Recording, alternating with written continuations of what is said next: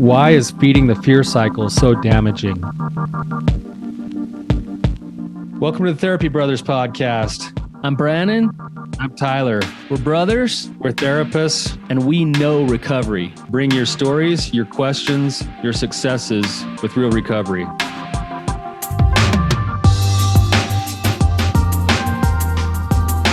Hey, Tyler, you ready to have some hard conversations? Let's do it. Let the Therapy Brothers podcast begin. Hey, Tyler. What's going on, Brannon? Not much. Just doing my thing. You know, I just spent 4 hours in a car with my kids, and my wife got this idea. It was like a Sunday. She was like, we're going to try it with no media, no phones, no nothing. And it was crazy. It was like all this stuff started. It was like a 4-hour therapy session with my kids. They aired all their dirty laundry. They fought with each other. We had one of them screaming at the top of her lungs, like as loud as she could at some point. We all calmed down and listened to music. It was like, wow, we felt all the feels. 4 hours. Old-fashioned family trip right there, man. It's tempting to throw an iPad in front of them. They just all be quiet. Like, here you go. I love that you said that. So I guess the question is, did you enjoy that? Was it time well spent? I think I enjoyed it because I was looking at it as an experiment, kind of like with curiosity of like, wow, let's see where this goes. Like, what happens here when we take away all the numbing agents? We really didn't even have much sugar either. It was just like no sugar, no media. It was just like, hey, the feelings. Like, wow. I'm surprised our van didn't just start on fire for no reason. That's a pretty good illustration, though. Like that, how easily we numb ourselves to that. Like back when we grew up, we were fighting over who was going to be sitting on the back seat of the station wagon, looking out the back, and then we would fight back there. And there was no media, there was no numbing. It was like that was just day-to-day stuff. And how But then I shove a straw down Rex's throat and he vomits all over the car because of that. You know, we could have been watching, whatever on the iPad. Could have been getting numbed out to some Monday Disney show. The right thing to do is shove the straw and go nuts and experience life. I don't know. Who knows? Who knows? There's a balance somewhere here. Somewhere in that. We should do a whole episode on that sometime. Yeah. Well, today, Brannon, we're going to get into this topic of the fear cycle.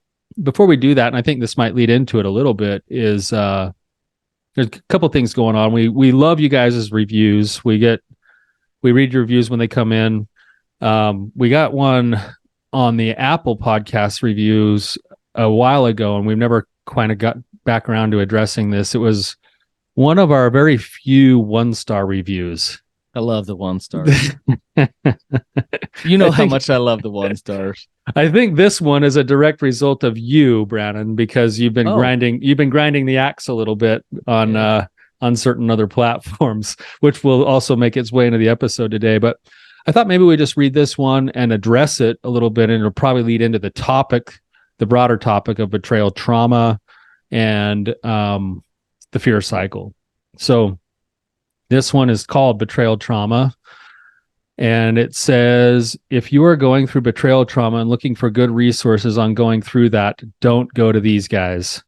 They're basically telling the guy that they can be attracted to others, and if they have pornography addiction, that it can be separate even or when they recover. Load of baloney. So that's the review. We would, I know these are just made up names, but Naeli, thank you for the review. We'd love to have you on the show. Yeah, come on and have a discussion with us if you'd like to, because we could probably make a really good, interesting episode with this. But I think, Brannon, maybe that's something that she does bring something up that I get, once in a while from other clients, that we live in this world where I think you and I, Brannon, are always constantly trying to balance the dialectics of two sides of things, right? And for a lot of years, we've kind of come from the realm of, hey, shut down your sexuality. Don't deal with any triggers. Don't, do anything else. And then we've kind of, in the course of both of our careers, we've kind of come over to this idea of embracing that rigidity on that side hasn't worked, but also the freedom of like, hey, like carte blanche, do whatever you want. that doesn't work either. And somewhere in the middle, I think we're trying to get the messaging out that we are sexual beings, and we have to own that from the beginning in order to then go and find a healthy recovery. So I don't think that I don't know that I've ever endorsed somebody having a pornography addiction. So I think you misunderstood, or I must have misspoke.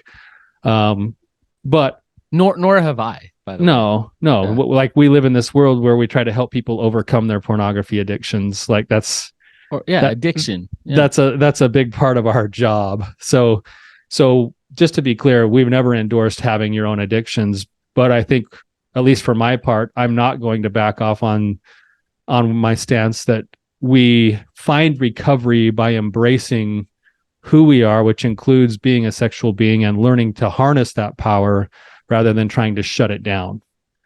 Yeah. And so I hope that's the message that comes across in some of our other content. But well, Tyler, we've done this long enough, and we've been humans long enough. I think basic therapy, healing, freedom, peace comes through facing reality and operating within reality. And acceptance is a huge part of the process of healing. And this whole sexual rejection model of, I'm going to pretend like I'm not sexual, and that's going to create safety in a relationship, and it's going to, prove my recovery, it's not reality. It's just not reality. That's not reality. And so if you want to operate under that system, then you're setting up couples, for one, to be caught up in the fear cycle, fear, control. You're setting up the person acting as if they're non-sexual to manipulate and lie, to feel continued shame. And it causes all kinds of problems internally on an individual level. So we're fighting for real recovery here. And I think, Tyler, there's levels here. There's like the level of anything you do sexual that is not with your partner is horrible and you're bad. And so reject your sexuality, and that's the way to recovery. Okay. I think that's like, we're way off the mark there. But okay? that's also though, Brannon, that is an approach that many people try to take. Yeah. In their recovery. Especially the more religious and rigid they are in their thinking. They correlate. And so there's that's an approach that people try to take. And I did it. And the reason why I can speak to it is because I actually did that work for a long time, and I never saw it work. I never saw it actually bear good fruit ever. So there's that. And so then there's the next level of like, okay, like, no, we'll be okay that we're sexual. Like, I'm a sexual being. I'll accept my sexuality. But it's really dangerous. And so I accept that it's there, but it's really dangerous. So I got to be really careful. And so it's like this level of like, fear is still there, kind of hanging out when it comes to acceptance of sexuality. And you better like be very, very, very cautious with it. So there's that. Like, I accept that I'm a sexual being. Okay, great. There's another place that I think is like so far out of the realm for some people, where sexuality is beautiful, is of God, is amazing.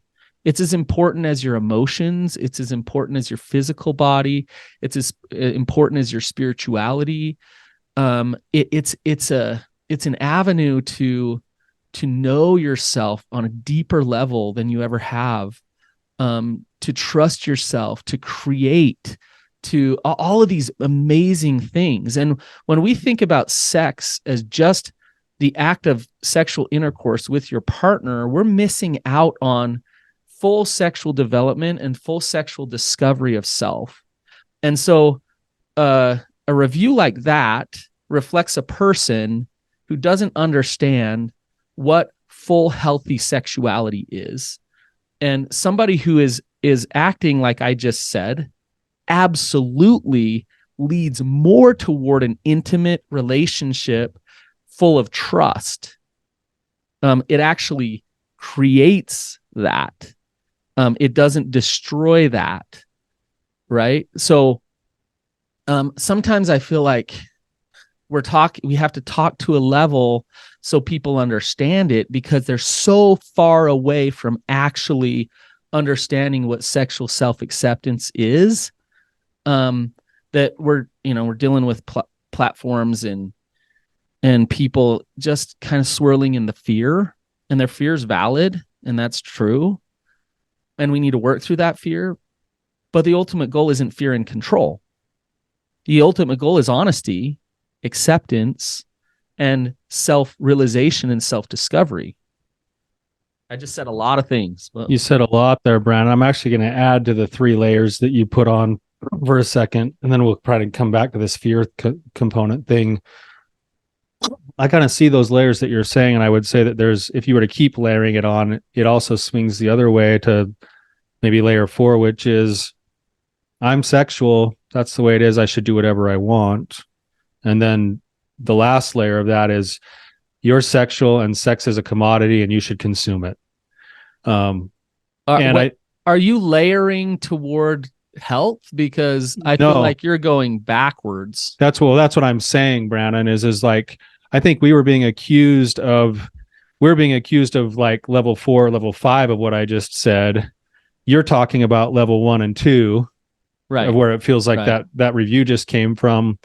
And I just wanted to paint the rest of the picture. That the goal here is to actually maybe be operating from that level 3 out of the 5 levels that are now there, where it's like, maybe there's going to be people who are a little bit more careful with the way that they embrace their sexuality. Maybe there's going to be people who are a little bit more expressive with the way they embrace their sexuality. But in the middle, it takes both to understand that it's beautiful, it's powerful, it's an integral part of our life. We need to accept that and embrace it, and then make choices because that's the reality. Yes. Right. And in a healthy relationship, you can be very honest and open about who you are as a sexual being. And there's not a ton of fear of like, oh, that means you're going to go hurt me or do these things, because like I can have my sexuality, but I can still keep my commitments. I can still keep my fidelity, my loyalty, and my safety in a relationship, but I can still have my sexuality. And those two things actually work together. And I can still be honest, which is I can still be very honest and open. And yeah, I think that the box is made and set of like, this is the box that you're supposed to fit in. And if you don't, then you're unrighteous. You're wrong. You're broken. You're the problem. And so if you like, let's say a guy is like, hey, I'm attracted to this, or hey, this is on my arousal template. Well, what we've been taught and what God says is that you shouldn't be. So you need to pretend like you're not. Is that really recovery? Is that really what we're going for? No, and I think this is where people get mixed up when they hear that. They go like, oh, then that means he should go and do whatever's on his template. And it's like, you didn't say that. No, I didn't. You said he should acknowledge and accept that is on his template. And now he needs to then be curious with that, with some compassionate eyes, and make choice with that being on his template. Right. And in a really, really healthy relationship where there is trust, and this is where betrayal kind of destroys this. I could even be open with my partner that's on my template, like that's there, and she would know like, oh, okay, interesting. I'm glad you're talking to me about it, but I trust that you're going to keep the commitments that we've made in our relationship, right? And then I feel really safe because I can share our sexuality shows our just most vulnerable parts. It's a window into our shame. Sometimes it's a window into our soul. So I can show my most vulnerable parts to my partner, and she doesn't freak out and try to control me. She listens. She understands, but she trusts that I'm going to manage myself to not hurt her and not break the commitments. That's where I think, leading into kind of more of the topic that we put on our question today, I think that's where the rub starts to happen is when we're talking, I sit and I go, yeah, like level 3, that's where we want to be. But if you have, and this is where you said betrayal gets in the way, if you have something where sexuality has caused pain, especially if you would want to call it what looks like unbounded sexuality, the natural tendency then is just to go into this fear and control and say, I don't ever want to get burned again. I don't want to ever get hurt again. Like, this is scary for me.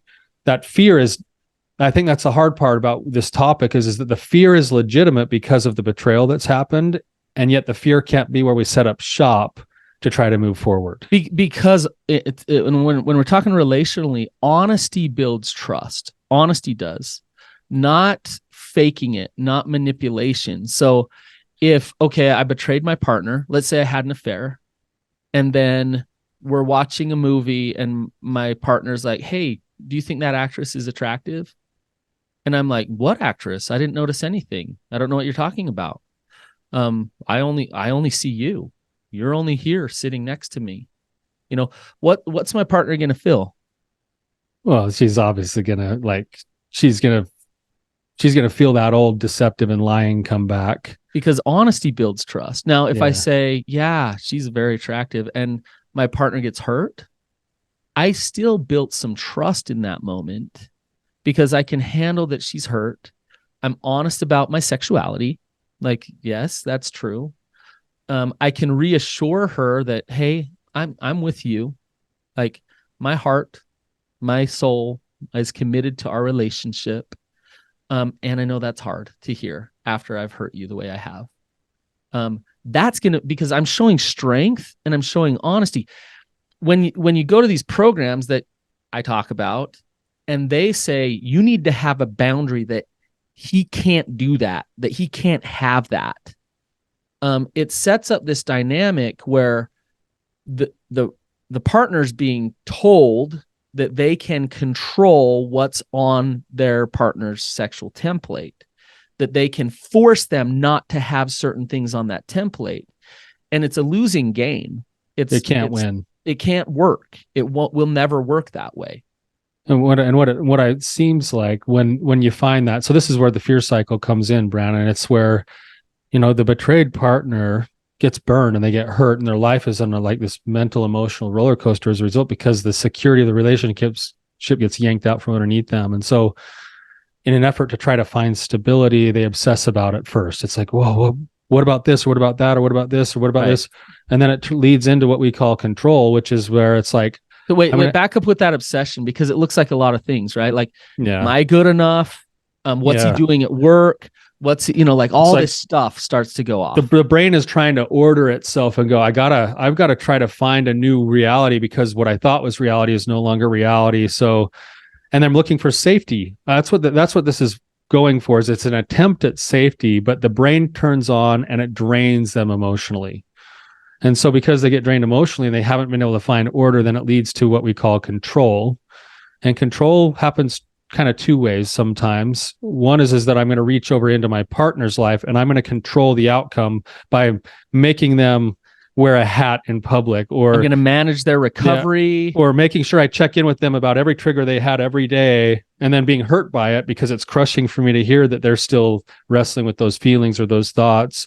Or I'm gonna lose 50 pounds to try to be sexy enough so they only want me, and I'm gonna give him sex every night. Like that's all control. That's the second way. So it's either I'm gonna change him or I'm gonna have shame try to change me. If I was just pretty enough, if we had less fights, if the house was cleaner, if we had sex more, whatever else it is.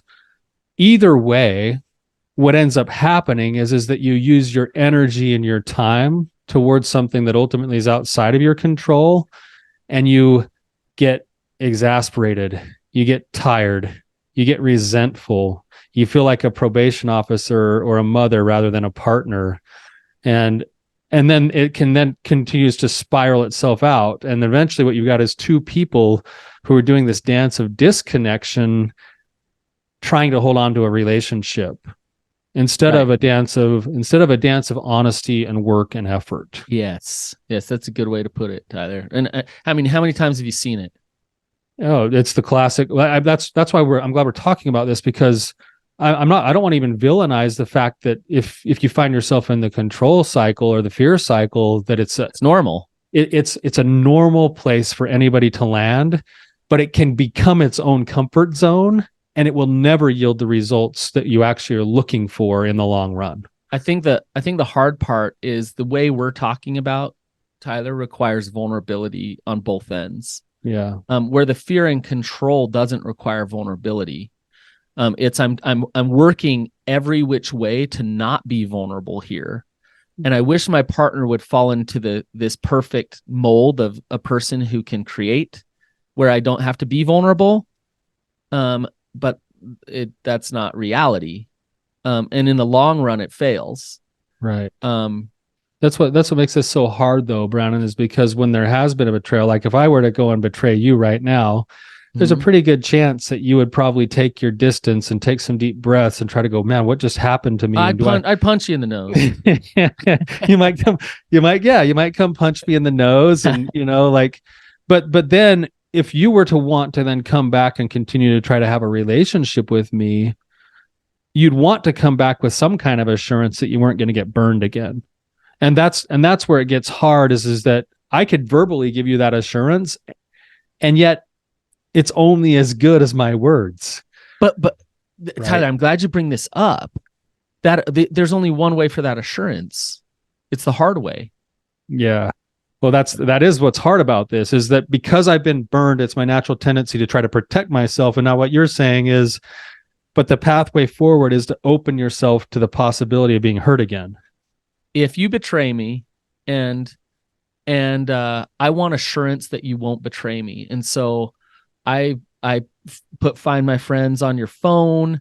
I listen to every conversation you have. I tell you that you can only have certain sexual feelings. I tell all of those things. I am actually getting in my own way of knowing whether or not you have changed and whether or not you're a trustworthy person. Yes. And the very thing that I want, I'm preventing. Trust and safety. I'm preventing. I think I'm pursuing it by doing those things. Right. And yeah, right. I think I'm pursuing it, but I'm actually preventing it. Yeah. So are you ready to get to the bone I have to pick with you? Yeah, here we go. What do you got now? So you take certain platforms like BTR, like you take a counseling practice like Jody Hildebrandt's counseling practice. And what I see is that they teach the fear cycle. They teach how to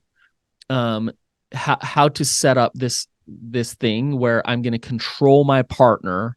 They don't teach the fear cycle for education. You're saying they teach it as the way through. Yeah, they teach it as the healthy thing. So they teach it, these life coaches teach it as, look, it's like we could hear it on Chelsea's episode where she was talking about, I had certain boundaries and they were telling me I could have more. I had a boundary that, I mean, they were telling me I could have a boundary where he had to wear a hat in public.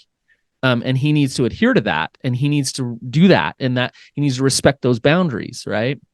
And I could just feel and sense, the counsel that she's been given by life coaches who aren't even therapists. Which was like, double down, make sure that you control every outcome. Well, and her husband was saying, your need for safety is ruining our relationship. And we kind of attacked that, but I think he might have been saying something else, is that these boundaries, in quotation marks, are controlling, and it's not allowing space for us to actually be intimate and know each other. So I know how it goes. I know, they get in these groups. There's validation of their fear, which is important. It needs to happen. It needs to happen. And I felt like you were a little caretaky for Chelsea. And so just before you go further, Brannon, this is episode 289. Episode 289, Chelsea calls in. We had a big discussion about boundaries. Brannon kind of went after betrayal, trauma recovery the way he is right now. I tried to back him off on a little bit. Now you're picking the bone with me. Tyler said I would. What did you say? Like I just like kept going or something. I said something along the lines of you just like you wouldn't let it die. It's funny that you're talking about picking the bone because I thought you wouldn't let go of gnawing on the bone. Yeah. So he, I hadn't listened to the episode, so I went back and listened to it. And as I listened to it, I thought, oh, I won't let it die. Well, Tyler's totally caretaking for her. And you even made the comment where we finally got into BTR a little bit, and you even made the comment, well, it's important. There's a place for that. And that's where I was like, whoa. I don't think there's a place for that. It's kind of like, this is the analogy I see. You could say, yes, they need validation for their pain. They need validation for their fear. And BTR provides that validation. Yes, that's what Chelsea said. Right. They provide that validation. And then they chew you up, they spit you out, and they give you counsel that destroys you and destroys your relationship. And so when they use that validation to gain your trust and then to hurt you, there's not a place for that. It's kind of like McDonald's serves food. We all need food. Many people go to McDonald's, right? I find myself there probably too often. But McDonald's probably will kill me if I keep eating it again and again and again.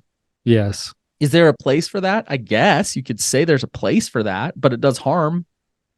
Yeah, I see where you're going, Brannon. And I probably did look a little caretakey, maybe because I actually feel like she said those things to you. She said, yeah, they provided some validation, and then I could see that it was a little too much. So I started to try to change some things.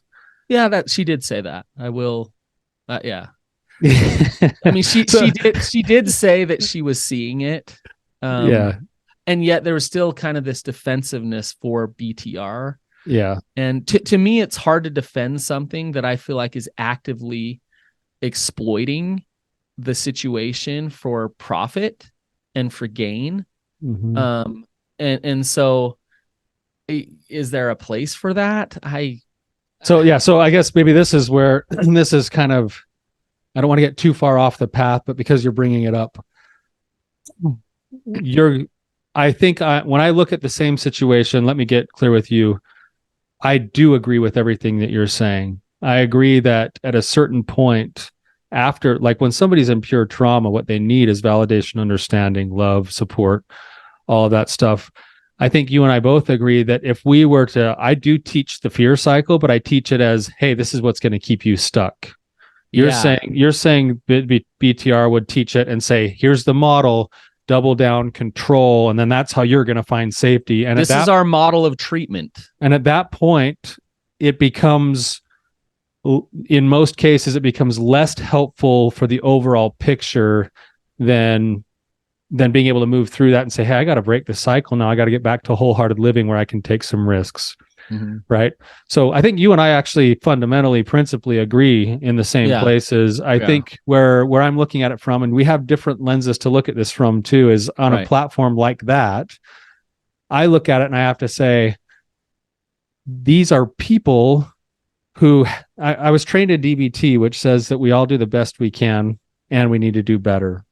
So if they're doing the best they can, are they actually looking at this and going, how do I churn out a few more ruined lives so I can get dollars? Or do they actually believe in what they're doing and they maybe just don't agree with how things should be done the same way that you and I might agree on? I actually think it's something different. Okay. I think, well, I don't know how far to go with this, but maybe my issue is I know several of them personally, and I think there's an axe to grind. And so they have expanded their axe that they're grinding out into a platform and doing a lot of harm because they haven't done their own work.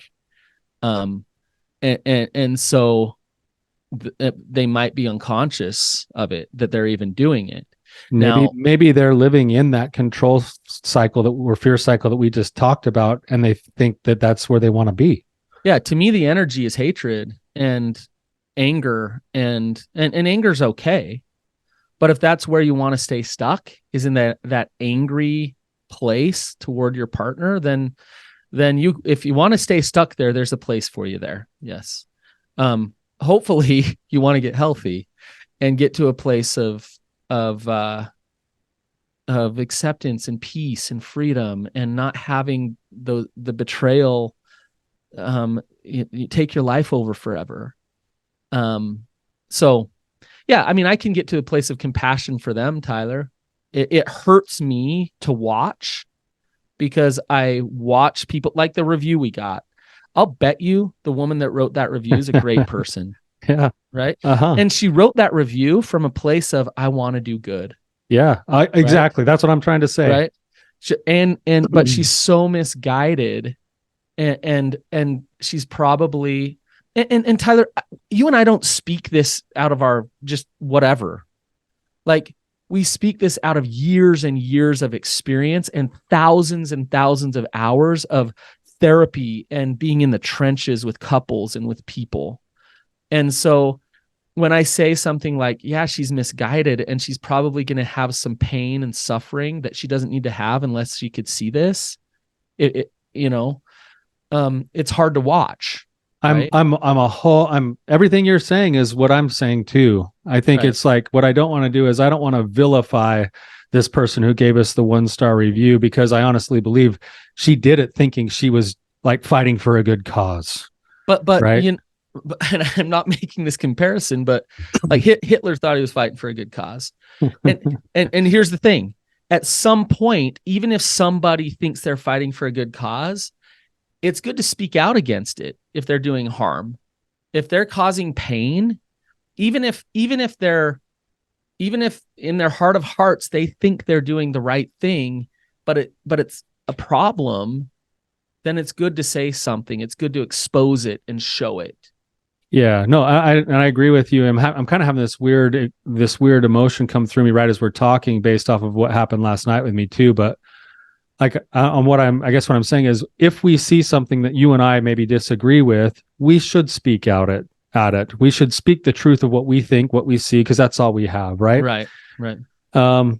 Maybe people think we're deceived too, like we think they're deceived. I'm sure there's plenty. We should speak about that, and we should step up, and we need to be in that game. I 100% agree with you. And I don't want to be on the other side of it, being the axe to grind on them the way that, they have an axe to grind. Right. Now, the trick to that, and this is why it's like twisting me up a little bit, is I watched last night. Were you watching politics or something? No, my daughter, she asked me if we could watch The Patriot. Oh, that's an old school. Yeah. Like Heath Ledger, Mel Gibson show about the revolution. The part that is standing out to me is the main character, who is played by Mel Gibson.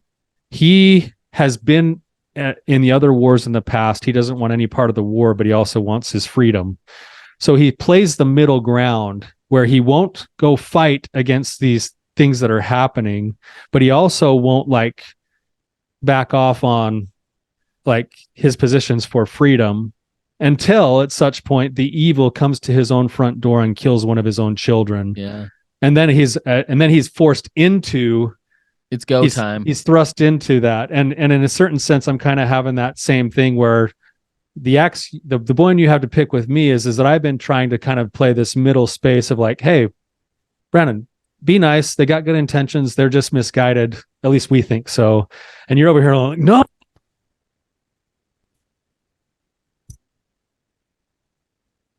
Tyler knocked his microphone out. Just a second. He's coming back.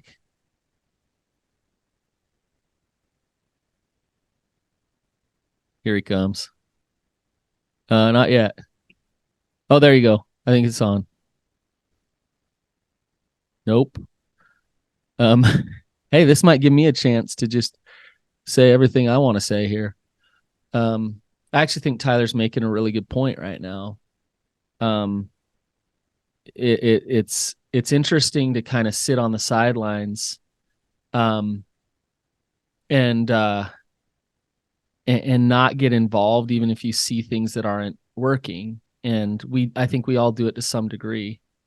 Are you with me, Tyler? Can you hear me now? Yeah, we got you. Sorry, I'm a hand talker, so I was moving my hands all around. And no, I think what I was getting at is saying that I'm feeling like right now I'm almost feeling this call from you to say, Tyler, if you don't speak out a little bit more about some of these places that we do actually disagree with, eventually it's going to end up on your front door. And I think that's the energy that I'm getting from you. And if that is, it's well taken. I hope that's not the case. But can I give you a little story? This is a true story. Yeah. It's an analogy, and I guess I am calling you up a little bit here. I went to Buckingham Palace, and there's a bunch of people standing at the gates of Buckingham Palace, and there was this commotion right in the middle of the gates, and so people started kind of gathering to see what the commotion was, and there's this Muslim man at the gates, yelling and screaming and demanding that the king come out and talk to him right now, and he's just belligerent and yelling, and the guards are like right on the other side of the fence, kind of in his face, not moving, not doing anything. And he's like yelling in their face. And he goes on. And it was so interesting because every time he turned toward the crowd, you know what would happen? They'd all pull out their phones or look the other way, like, oh, I'm not watching anything. Well, what? Nothing's going on here. Like no one wanted to be a part of it. Nobody. Like, and I was right there. I was kind of watching the whole thing. And then some police came and they actually tried to talk to him, and he started yelling at them like, no. And it was all this stuff about jihad and all this stuff. And he started yelling at them, and they were calmly saying, sir, we're going to have to remove you if you can't calm down and leave. And he'd just yell at him and yell, and he kept going, right? And then he turned toward the audience, and everyone would turn their back like, what? I'm not watching this. Then all of a sudden, there was this guy, this Muslim guy with his wife, older man, looked really humble, really calm. He goes up to the police officer and he says, hey, can I talk to him? And the policeman's like, yeah. I'm like, I don't know what to do. Yeah. So he goes and he talks, and the guy gets heated. He gets up in arms, but he starts having a conversation about it. And the guy calmly diffuses him, and he actually walks off. Okay. So how does this analogy like work here? I feel like when there's a thing, when there's a problem, many people turn their back because they're scared that if they go, just like Mel Gibson, if I go on the war field or whatever, I'm gonna get my head chopped off. Like, I don't want to act like I'm a part of this, so I'm gonna stand on the sidelines, right? And then there's the person who knows from the inside out why this is happening, what's actually going on, and is able to step beyond the gate, face whatever's going on with this guy. The guy was like spitting and screaming in his face because but he stood there calmly, and he just said, I know why you are doing what you're doing. I understand it, and it's not okay. Right? That's what I feel. I feel like you and I cannot be the bystanders turning our head. We know too much, right? We understand too much. We can't be the police officer either who who's just going to remove this because that's my job, but I don't totally understand this guy. The guy's not going to listen, right? Right. But we can, and I feel like, honestly, I feel like it's been slow and calm and whatever to this point, but now Jody's going to jail. People are getting hurt more and more. That it's time to be a little more direct with it, a little more honest, a little more upfront in exposing what's actually going on with it. What do you think? Oh, I love that. Everything you just said, Brannon. And I agree with you. And I just don't want to also become the dude yelling through the bars. No, that's the point that I'm trying to make is let's be somewhere between the Muslim man who went up and talked to the other guy, and the police officers who were saying, "Hey, dude, you can't do this." Yeah. You know, let's not swing all the way over to the other side of, no, I'm going to turn around escalating the guy because we're ready to like fight. Yeah, for right? like our own pride or gratification, right? But also stand with, this is not okay. Yeah, I agree with you. Right? Yeah. Feeding the fear cycle that's damaging people's lives is not okay. You know, the messages of sexual self-rejection, fear around sexuality, the messages of fear of you know what a healthy boundary is, but really it's just purely control. Those things harm, those things hurt people, and they keep people stuck, right? Yep. So. Yeah, interesting topic today, Brannon. You're the man, Skillet, or Tyler. You call me. That'll be my nickname. Yeah. Yeah, I appreciate you. The reason I can have these conversations with you is because you'll have them. You know, like I feel safe with you to talk these things out. So I appreciate that. No, it's good, Brandon. I was thinking, you know, like there's a few things, you know, call them my own values, that I look at kind of the way things go with our profession, the way things go with this world. And I see pathways where there will come some time where my own values will put me in the position of putting things that really matter to me at risk, whether that's my freedom, whether that's my profession, my license, my practice. I'm not afraid. I'm not afraid of those. I'm not afraid of those risks if they're based on my values. Me too. Absolutely. And so I appreciate you, you know, I appreciate you bringing this up. I feel like I'm in the same vein with you. I feel like I want to move towards the things that I think are important to me. But you're right. I sometimes try to avoid conflict. Yeah. So. Yeah. All right, you guys. Well, if anything comes up for you from this, if you have more questions, if you'd love to come on the show and kind of talk some of these topics out with us, if you totally disagree with us, then we would love to have you on the show. Have discussion, have conversation. I think the more we can figure this out, the better people get helped and people heal. And so we're open to all of that. So thank you for listening. Have a great day.